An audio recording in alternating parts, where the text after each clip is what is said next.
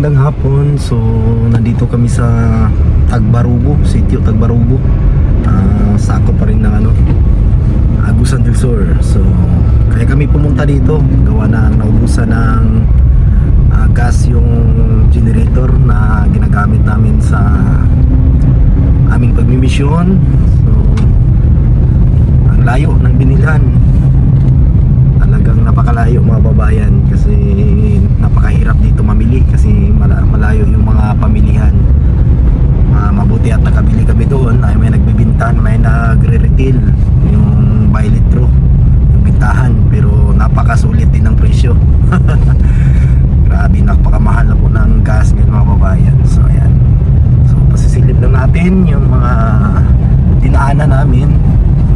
Kahit sa mga daan lang mga kababayan, makikita ninyo. Makikita niyo po yung kung gaano kabundok yung namin pinagmimisyonan. Pero bago lang kasi ako dito nakarating, sila Peter Paul ay nakapunta na dito. So ayan, nakita natin at madaanan natin yung pabahay ni Sir Paul dito. So ayan, yung daan, kung gaano kaganda yung mga nasa paligid.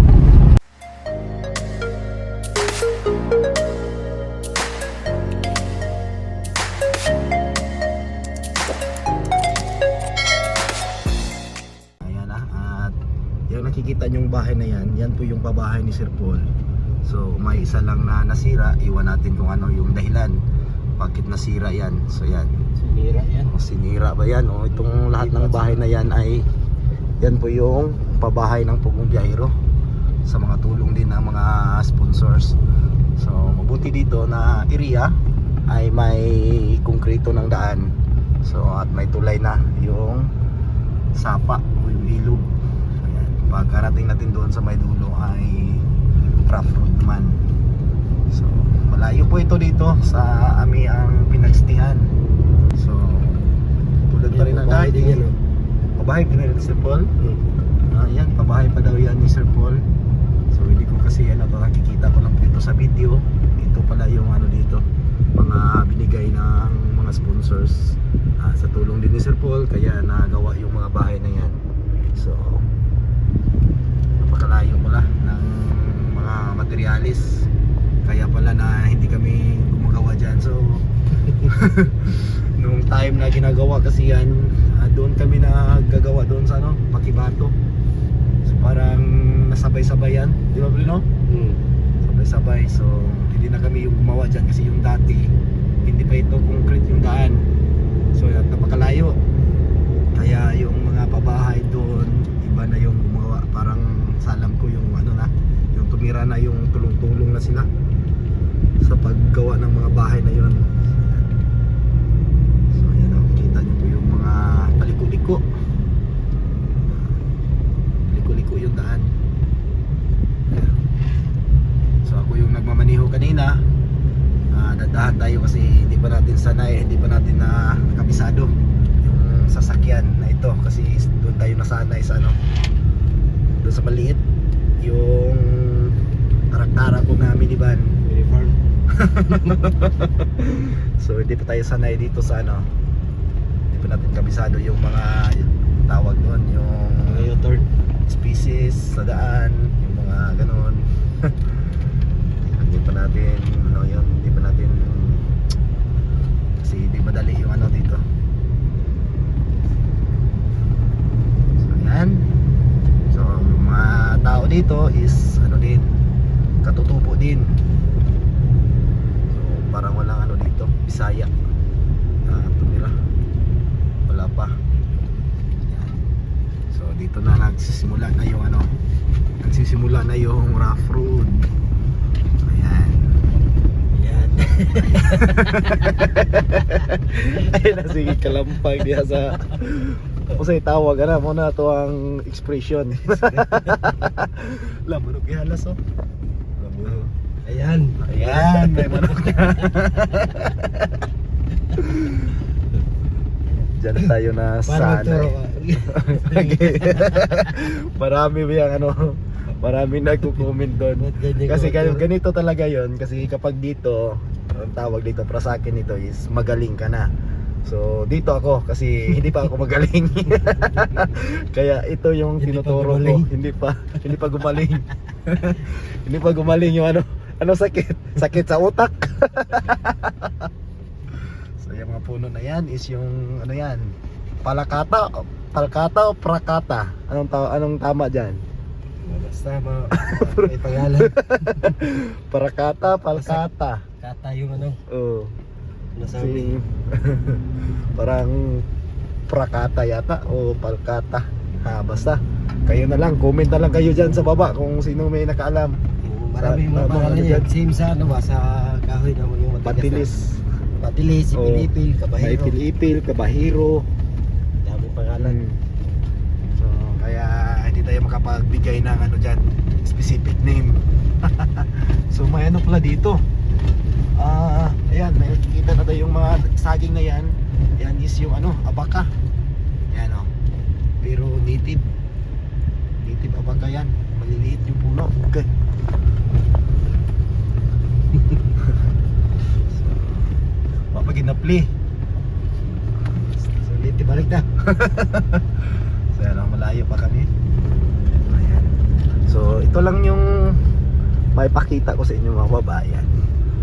Ito po yung mga daan kung saan kami dumaan sa pagmimisyon.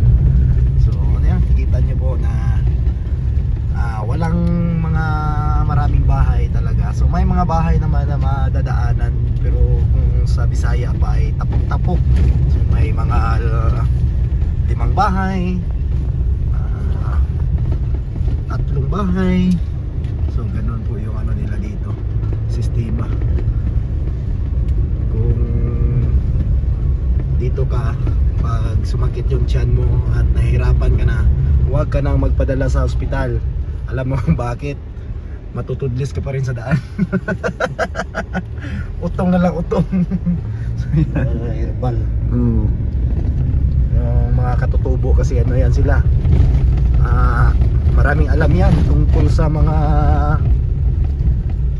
yung tawag na mga herbal na mga gamot. So marunong sila sa kung ano yung kukunin nila. Kaya yung mga katutubo nating mga lumad ay hindi po sila sanay uminom ng mga medisina, yung mga tabletas. So sa kanila talaga ay yung mga herbal. So ganun yun yung ano nila, kahit makita nyo sila na medyo manipis yung katawan pero napaka Tagalog sa abtik, maliksi. Oh ayan, basta maliksi. Yung sa Bisaya kasi abtik, kahit manipis, kahit yung kinakain lang nila madalas is yung mga kamuting kahoy, mga kumbaga lagot moon. Yung mga kain lang sila ng bigas ay siguro sa isang linggo.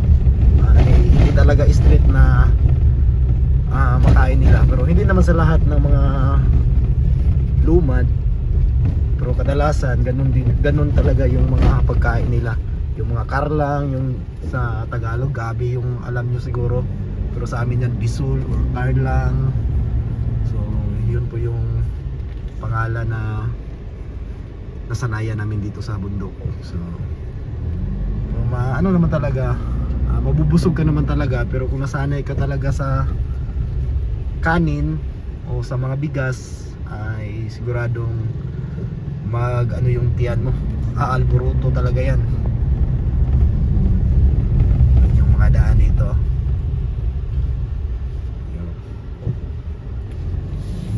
masukal o madamo, maraming mga puno sa gilid. So maliit yung daan, so, kasya dito pero may porsyon talaga na nasisira gawa ng hindi pa concrete. Ayan. So doon, nilakihan ng mga kabundukan. Whoop. So paano naman tayo? Pababa or palugsong.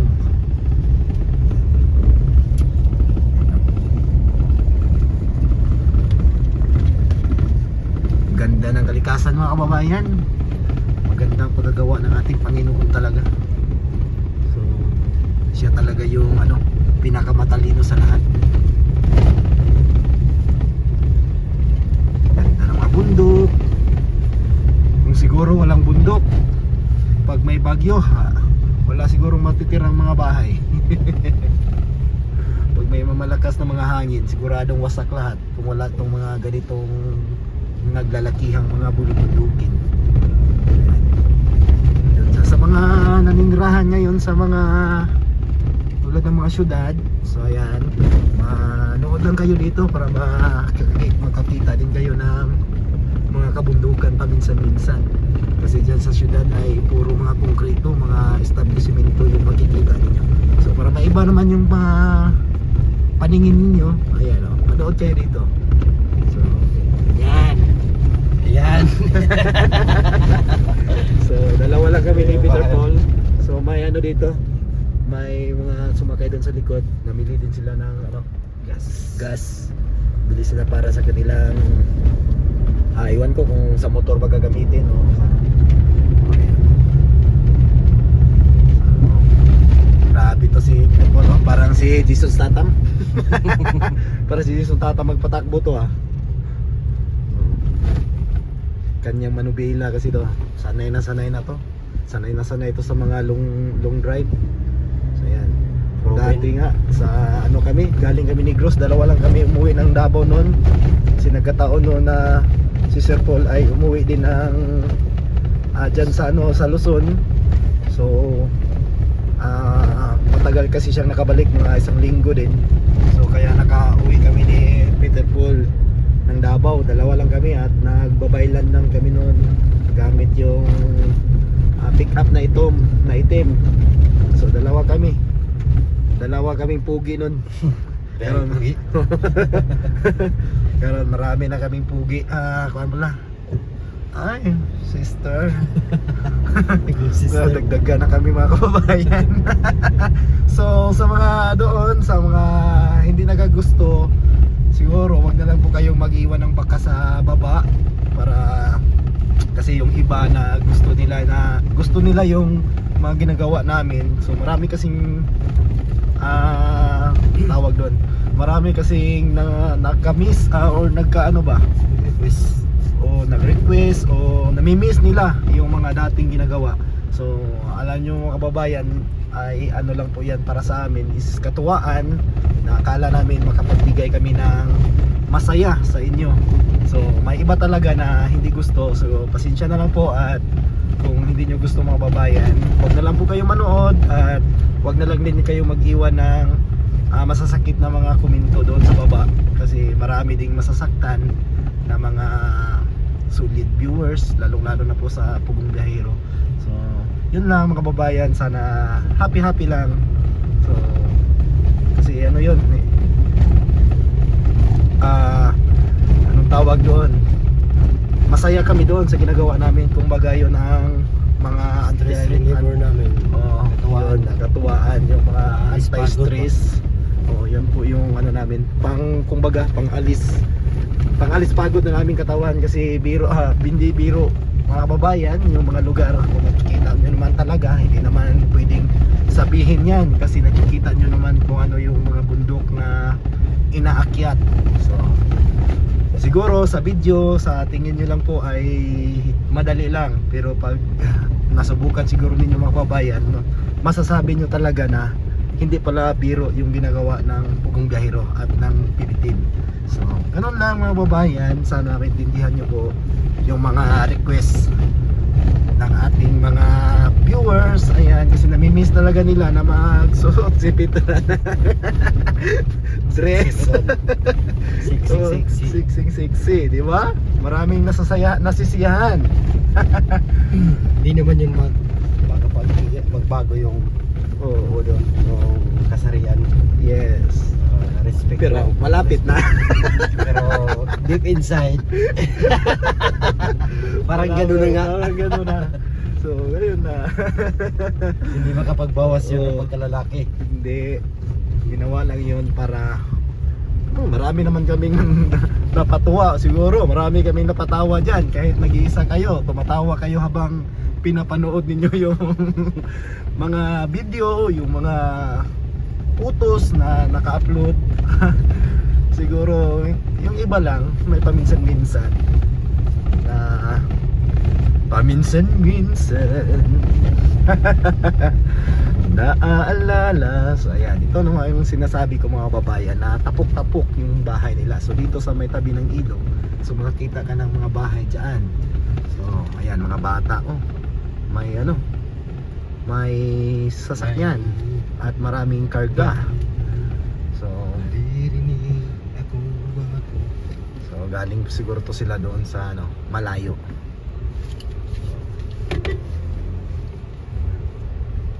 Ayan. Tatawid na naman kami ng ilog.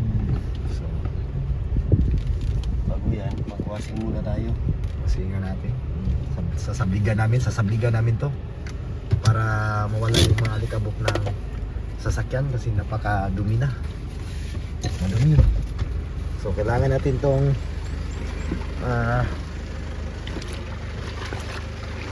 tawag doon, pasiritan. Ayan. Oh, napakadumi. So dito kami. Libre ang tubig dito. So yan, oh, napakalinaw ng tubig ng kanilang ano, ilog. So yan.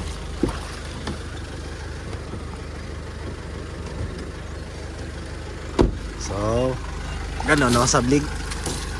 Dong! Bijoyer ko dong! Dire lang ka, oh. Dire lang ka, basi mahagbong ang kuan. Ana dong, oh. Gunitin nig apil ang kuan na battery. Ay kanang gunitin nig puti apil. Ay tagut tagunis mo kumot.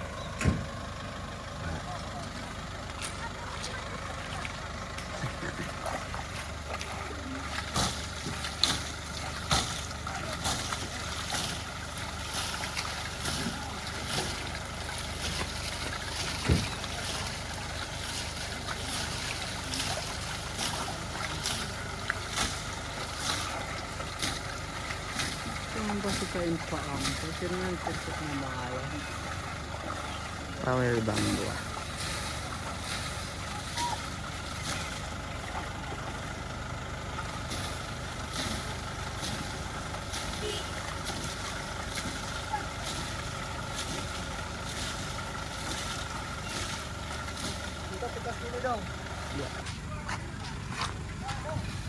Namo kayo siyang kung tawag mo.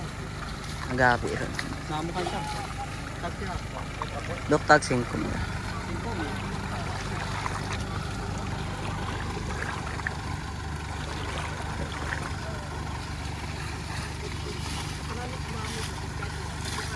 Kantaw. Sa awing iya ko dun. In pudot amay.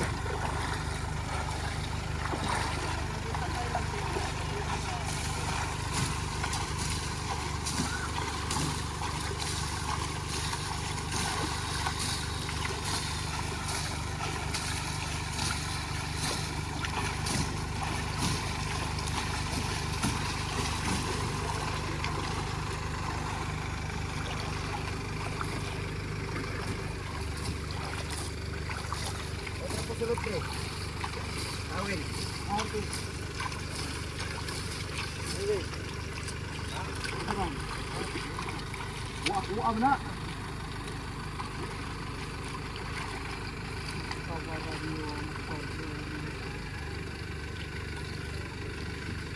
Gumakuwaso. Sunod ang. Pagtukod pad ta balay dito. O kukurak ka na ng bukal. Mas angkas iawin di.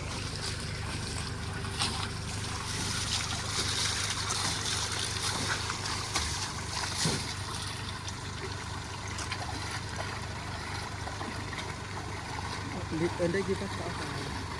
Jete udat square arit ba na? Arit ba na?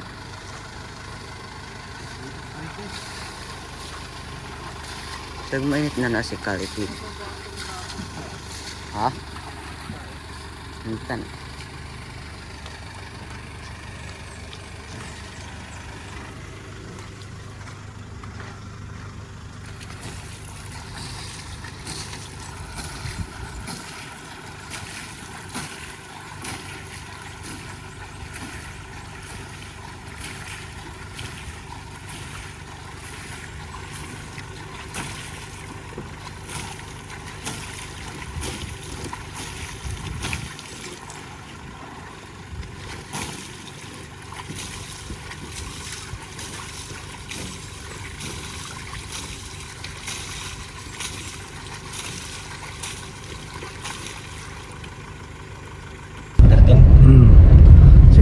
pagkatapos na naming nakuha yung agit-it, yung dumi, yung libag ng sasakyan. So yung kamagwangan lang, hindi yung kamanghuran. Sa loob, hindi kasi wala kaming dalang tabo. Kita nyo, kinamay-kamay lang namin yung tubig. Sablig ba? Sablig, kung sa Bisaya pa. Sinabligay lang, at least malinis-linis tingnan. So yan, yun lang mga kababayan, sana makapanood itong video na ito ay hindi kayo mag-skip ng ads. At mag-subscribe na aking channel para abot tayo ng 100,000 para makita nyo na po na maputulan tong buhok na to. Pag abot tayo ng 100,000 mga kababayan, magpapa-short hair tayo. Challenge ko yan sa inyo.